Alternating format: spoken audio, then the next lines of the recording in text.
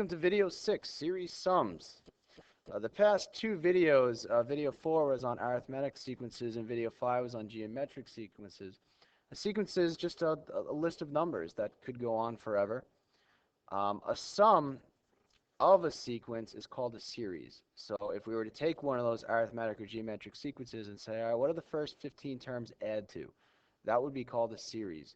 And we have two formulas because we have two different types of series we're doing. For the arithmetic sequences, the sum of an arithmetic sequence would be called an arithmetic series, and we have this formula here. And for the sum of a geometric series, I mean, if you had a geometric sequence and add it up, you'll get a geometric series.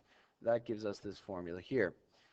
Now, these formulas actually are given on the Regents reference sheets. The A to the N formulas that we learned in the previous chapters let me just write those down here because they kind of go along with this. For an arithmetic, it was A to the N equals A1 plus, and then the product of N minus 1 times D. And this is actually very useful here because part of your formula, you need to know A to the N. And I'm going to explain this with an example, but to do, a sum of arithmetic, you actually need this formula also. And this formula is not given to you. And so this is one that needs to be memorized. This is an important one. For the geometric, the formula for A to the N, like the 50th term or something like that, was your first term times R raised to the N minus 1. And that's not as important here because there is no A to the N in the sum formula here. So you don't need this to do this when it comes to geometric, but you do for arithmetic. So let's take a look at a couple of examples of each and play with these formulas here. Find the sum of the first 7 terms of an arithmetic sequence. All right, so let me go back and copy this formula here. Now, you don't need to do that because it should just be on the top of your page. But there we go. And so the sum of the first 7 terms, that would be S7, stands for sum of the first 7 terms. That's S7. And the formula says it's a fraction of n, which is 7, times the sum of a1 plus an. Now, a1 we're given is 1. The first term is 1. Plus an would be our 7th term if we want sum of the first 7 terms.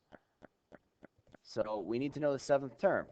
Now, I could just follow my pattern if I recognize it and find the 7th term, and then I could just add them together. But again, these formulas are shortcuts when we say what's the sum of the first 60 terms and so on and so on. So I need the 7th term, and so again, this is a small one. I could probably just continue my pattern, but I'm actually going to practice my formulas here. So that would be, my 7th term would be A7.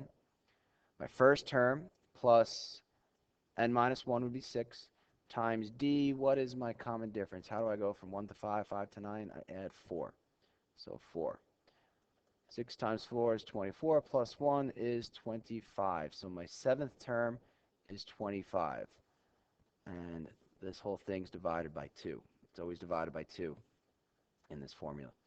So do the parentheses first. 7 times 1 plus 25 is 26. 7 times 26 divided by 2. And at this point, you're just going to go to your calculator and type 7 times 26 divided by 2 to get our answer of 91. And so my answer here equals 91. Formula is pretty straightforward. I mean, the tricky thing about arithmetic is you do need sometimes to do the A to the N formula to get the piece of the formula you need here. But once you have that, you just plug in the pieces and go through the algebra. It's not too bad. All right, the next one's for geometrics. Let me go copy and paste this formula for you. It's on top of the page. And this one's a little more weird looking, honestly. The nice feature is it does not have an in it, so you don't need, if we want the sum of the first 5 terms, you don't need the 5th term for this. So we don't have to do that. We could just use this. Sum of the first 5 terms. Again, I could continue my pattern, find 5 terms, and just add them together. But again, formulas are shortcuts, and we need to practice that, so that's what I'm going to do. So S5 would be a fraction, again, of A1 is my first term, in this case 2, parentheses, the number 1, over here, minus r, you should put r in parentheses, raised to the n. So what is r? How do I go from 2 to 6, 6 to 18? I multiply by 3, right? So r is 3 raised to the n, which is our 5 terms we're working with, we want the sum of. That whole thing over 1 minus r, which is 3. And so you have a lot of parentheses, and it gets a little weird and a little annoying, but that's okay. So this part, again, I would just type this into our calculator, the 1 minus 3 to the 5th, that whole thing. You got to be careful how you type it in, though. Make sure you have the parentheses right and everything. So 1 minus parentheses 3, that's why the parentheses are so important, raised to the 5th, because I'm only raising 3 to the 5th, not 1 minus 3 to the 5th, just 3 to the 5th, and 1 minus of that gives me negative 242. So negative 242.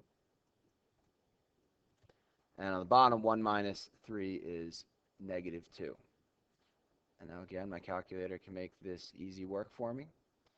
It is 2 times negative 242 divided by negative 2 gives me 242.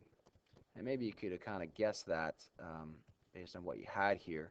Positive 242 is the answer. Because my 2 over negative 2, I could simplify these to be left with a negative 1, so I'm just dividing by negative 1. That's another reason why that's there. And sometimes that shortcut is available to us, so you want to watch out for it. All right, the next two examples are similar, except the big difference is it says find the sum of the first 50 terms of the sequence. What type of sequence? Is it arithmetic or is it geometric? We have to determine that. But it's actually very easy to determine. I would first test arithmetic. You know, is there a common difference D? How do I go from a first term to the second term? And I can subtract them to figure it out. But in this case, I go from 10 to 12 by adding 2. Does that hold true for my next terms in the sequence? Do I go from 12? Do I add 2 to get to 14? I do.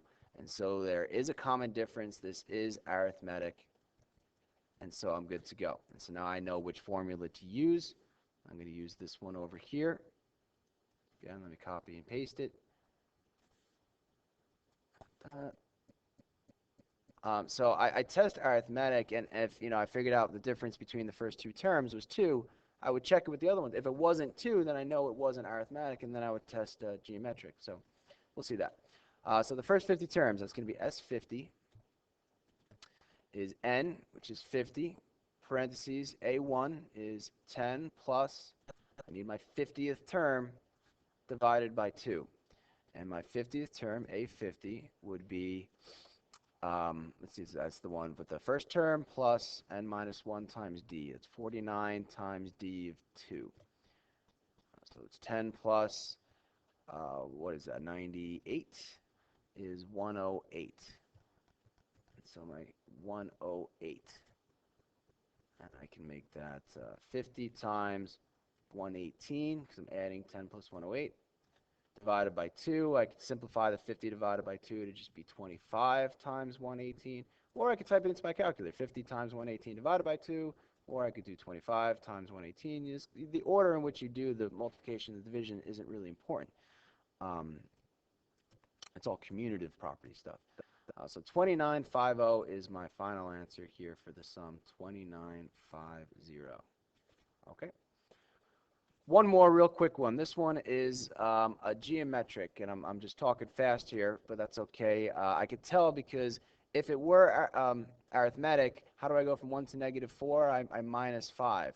Well, how do I go from negative 4 to 6? Do I minus 5? No, that's not going to work out.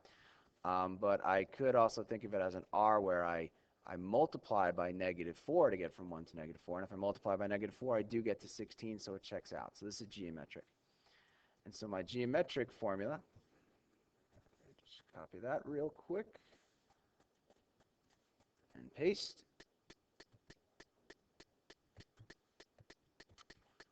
Let's see, we want S7, so A1 is 1 times 1 minus parentheses, you want to put your R of negative 4 raised to the 7th, because that's what we want. Whole thing over 1 minus negative 4. And now there's times 1 in the front, it's not going to really do much. But let's see, 1 minus parentheses, negative 4 parentheses, raised to the 7th gives me 16,358. 16,358. That whole thing times 1 again. It doesn't really do much. And 1 minus -4 is 5. And your calculator will tell you that if you type it in. Remember, minus and negative. Sorry about that. Excuse the bell. Let me just finish this problem real quick. Divide by 5 gives me 3277, and that's my final answer, 3277. Sorry about that bell. Hopefully it wasn't too loud on your computer. That's, yeah, 3277. That's it. All right, see ya.